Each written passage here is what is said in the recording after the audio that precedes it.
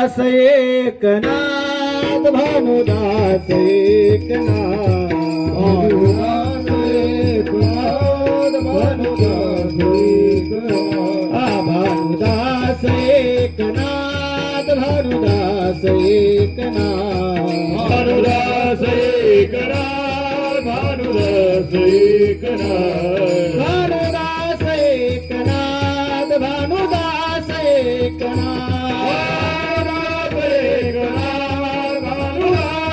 एकनाथ भानुदास एकनाथ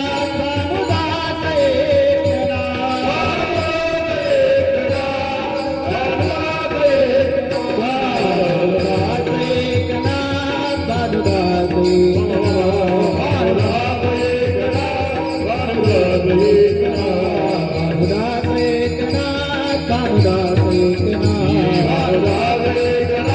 भानुदास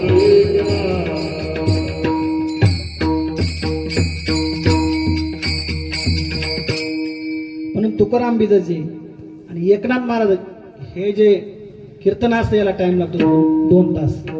सगळं जर सांगायचं म्हणलं 2-3 तास लागतात. म्हणून हे लवकर चालू करायचं. आजचं बंधन आहे का कालेच्या कीर्तनाचं बंधन असतं, एकनाथ महाराजांच्या कीर्तनाचं बंधन असतं, तुकोबारायांच्या कीर्तनाचं बंधन असतं. जे मधले बाबा त्यांनी काही सांगू द्या, ते ह्या झाडावरून त्या झाडा उडी मारतात. तसं इथं जाता येत नाही का. या ठिकाणी एकनाथ महाराज सांगतात की बाबा हरिप्राप्तीशी उपाय धरावे संतांचे ते पाय.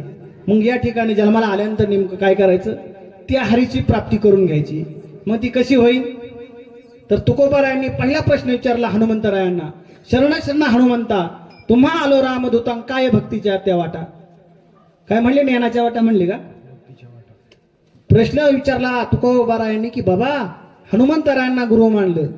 तुकोबाराय कुणाला गुरु करत नव्हते का, त्यांना माहित होतं गुरु जर केला ना का मग शिष्य आले, 12 भानगडी आल्या. त्यामुळे म्हणजे ते आम्हाला गुरु नको. पण देवाला काळजी पडली की बाबा स्वप्नामध्ये उपदेश केला, मग सोपा मंत्र दिला रामकृष्ण हरी.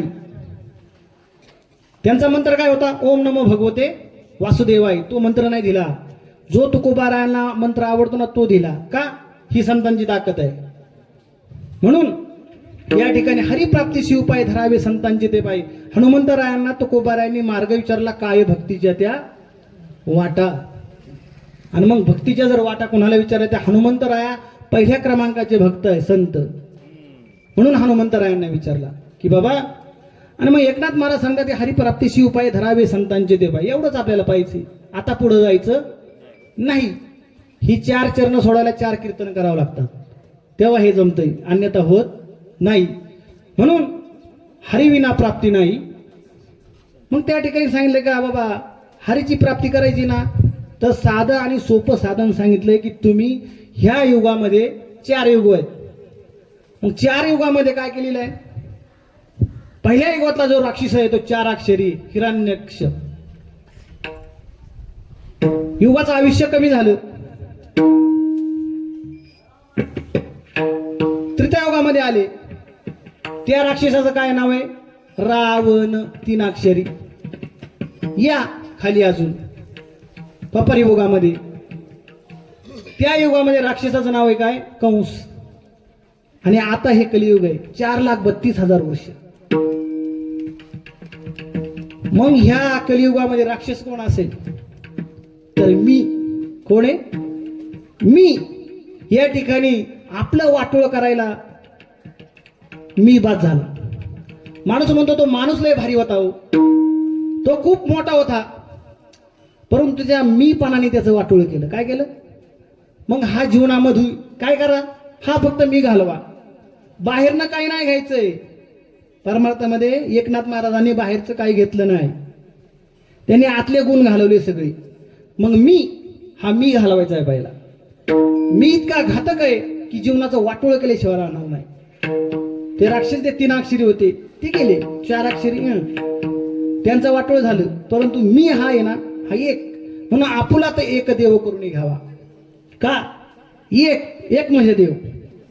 1 अधिक 1 हे झालं गणित.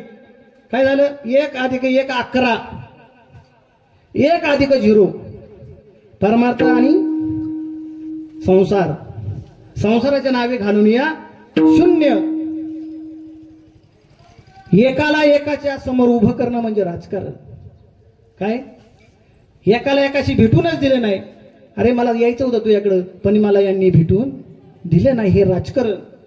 परंतु तो एक जर आपल्या जीवनामध्ये उतरवला तर आपलं आयुष्याचं कल्याण झाल्याशिवाय राहणार नाही. म्हणून आपुला तर एक देव करून घ्यावा. म्हणून एकनाथ महाराजांनी ते केलं. त्यांनी अहंकार दाखव, मी विष्णूचा अवतारी दाखवलं नाही कधी. म्हणून की दुसऱ्या चरणामध्ये सांगतात का तेने साधती साधने तुटती भावाची बंधने. मग जीवनामध्ये जर तुमचं कल्याण करून घ्यायचं असेल ना तर काय करा? भजन करा फक्त. सगळेच ज्ञानी असतील, सगळ्याला ज्ञानेश्वरी वाचता येईल, सगळ्यांना गाथा वाचता येईल असं नाही. 2च अक्षर सांगितलं की राम. हीच 2 अक्षर म्हणा, ती कुठं पण म्हणा, काय वेळे नाम कुठं पण म्हणा. नामसंकीर्तन साधन कोई सोपेन जळतील पापे जन्मांतरीची. किती सांगितल्यात? आपलं थोडं का पाप आहे? जन्मांतरीची सांगितलेत. पर्वत जळतीनं पापाचे पर्वत कशाला म्हणतात? मग या ठिकाणी सांगितलं हरीची जर प्राप्ती करून घ्यायची असेल ना फक्त भजन करा. ह्या कलियुगामध्ये भजन करण्याशिवाय दुसरं साधन सांगितलं नाही. कुठं तरफडू नका, कुठं डोंगरावर जाऊन बसू नका. एक म्हणला मला का आता मी साधू झालोय आता जातो म्हणला, वरती गेला, कपडे 2-3च नेली होती भीमशंकरच्या राईमध्ये आणि गेला. आणि त्या ठिकाणी एक झोपडी तयार केली. झोपडी तयार केल्यानंतर तिथं उंदरं आली. उंदराने त्याची कपडे खाऊन घेतली. आता काय करावं? मला एक मांजर पाळतो. मांजर पाळलं. आता मला दूध पाजायचं लागेल. गाय घेतली. गाय घेतल्यानंतर तिला सांभाळायला दूध तापवाय, मला दररोज दूध कोण तापवायचं? मग परत एक बाई बोलावली. झाला का परत संसार? कशाला गेला होता तो तिकडं? म्हणून पक्षी अंगणे उतरती जे का गुंतवणी राहती तैशी असावी संसारी. या संसारामध्ये गुंतवून बसायचं नाही. संसार करायचा, बायका पोरं सगळं असू द्या. भात लावता ना तुम्ही, आपण भात शेतीतले, ते रोप जर पाण्यात बुडवून वर काढलं पाणी लागतं का त्याला? नाही. आळूचं पान जाणून नेते करी माझे मन तुझी प्रेम खुन देऊन या मग मी व्यवहारे असेल वर्तता जेवी जळात पद्मपत्र. त्याप्रमाणे या संसारामध्ये राहायचंय. बायका पोरं संतांनी पण केली, परंतु त्याच्यात ते गुंतून राहिले नाही. का नाही राहिले? त्यांना म्हणजे आपलं तर एक देव करून घ्यावा. त्यांना माहित होतं की या संसारामध्ये आल्यानंतर ते संत आलेत, त्यांच्या मनावर येणं आणि जाणं. जर या ठिकाणी कलियुगामध्ये जर बिघड झाला, हा जो समाज आहे हा जर बेकार वागायला लागला, मग संत खाली येतात. मग बुडते हे जन न देखावे डोळा येतो कळवळा म्हणून या. या ठिकाणी जर समाज बुडायला लागला ना तर संत येतात, बाकी कोण येत नाही. म्हणून संत मोठे आहेत. त्यांचं का नाव घ्यायचंय? आता लास्टचा प्रश्न कीर्तन संपलं. या ठिकाणी 18 वर्ष पूर्ण झाली, तुमचं लग्न झालं. लग्न एकदा झालं का सावध का म्हणतात? शुभमंगल सावधान का म्हणतात? पहिली पृथ्वी अशी प्रथा होती की पहिली हळद लावायची, साखरपुडा करायचा, त्या नवरदेवाला आंघोळ घालायची. काय वेडे म्हणून जुनी माणसं घालत होती काय कारण असेल? त्या ठिकाणी पाहायचं, पहिला नवरदेव आणल्यानंतर त्याला आंघोळ घालायची आणि मग हळद लावायची त्याला उघड्या कपड्या. का? याला कोडं फुटलंय का? हा पांगळा आहे का? याची बरगडी कामातून गेली का? याला काय रोग आहे? हे पहिली लोक पाहिजे. फुकाट हे करत नाही, ध्यानात ठेवायचं. आणि मग त्या ठिकाणी त्याला चेकिंग करायची बाया माणसं, त्याला हात लावून पाहायची याचं शरीर बाद आहे का? काय नेमकी झालं याला? चान्स आहे अजून लग्न मोडायला. काय म्हणायचे ते? अजून चान्स आहे. हळद लावायची, त्याला इकडे तिकडे फिरवायची आणि मग त्या ठिकाणी लास्टच्या टायमाला घोड्यावर बसवायची आणि आणायची. ही अंधश्रद्धा नाही. त्या ठिकाणी त्या नवरदेवाचं सरळ शरीर पाहायचं. परत मग भूते वेताळ नाचती. एकदा डीजे लागला का मग ती भूत वेताळ नाचायला सुरुवात करतात. मग पाहायचं याचे मित्रमंडळी कशी आहेत. अजूनही मोडायला टाइम आहे, अजून आपली नवरी. मग त्याला गेट उभं करून ठेवतात. आपल्याला जर पटलं नाही तर नवरीच न्यायची नाही, तू तुझ्या घरी जा. का? त्याचं कारण हे. म्हणून जुनी लोक येडी नव्हती, तर त्याचं कारण होतं की बाबा या ठिकाणी सावध व्हायला सांगितलंय, म्हणून सावध व्हा. आणि मग त्या ठिकाणी हरिप्राप्तीची उपाय धरावे संतांचे ते पाय. एकदा संतांचं पाय धरलं ना तुमचं कल्याण झाल्याशिवाय राहणार नाही. मग एखादा म्हणे मी लय ज्ञानी आहे, मला लय खूप येतंय, मग कशाला त्या संतांकडे जाऊ?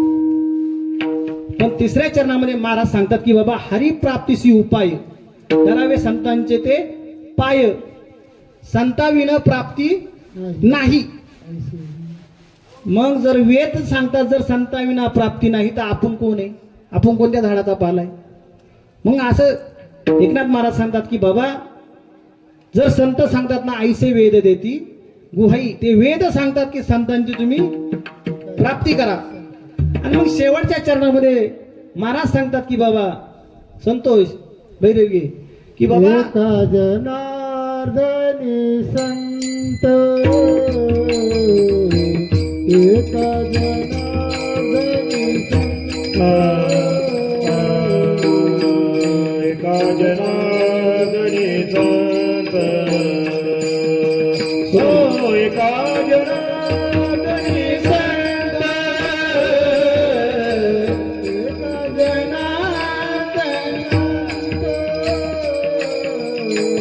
एका जनार्दनी संत. एका जनार्दनी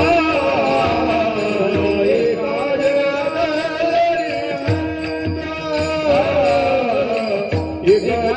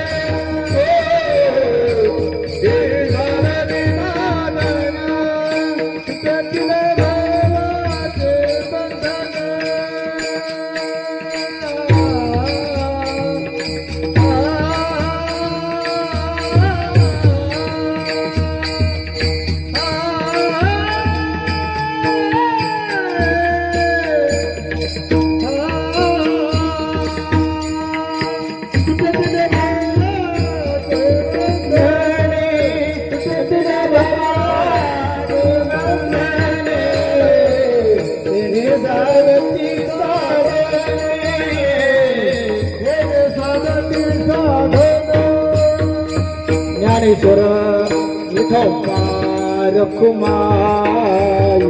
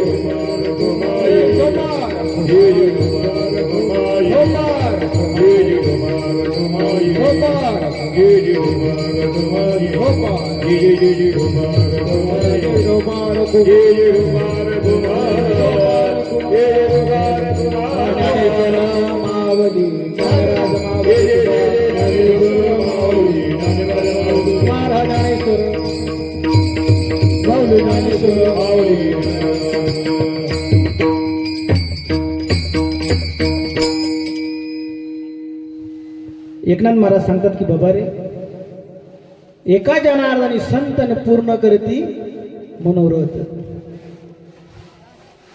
आपलं कसं आहे, ज्याला ज्ञान नाही ना तो माणूस भरा, पण ज्ञानी म्हणलं का अवघड काम आहे. एखाद्या दारुड्याकडे जा तुम्ही, त्याला सांगायचं गावचा शब्द आहे, वर्गणी दे. मग तो काय म्हणतो, त्याला प्रारब्ध सुद्धा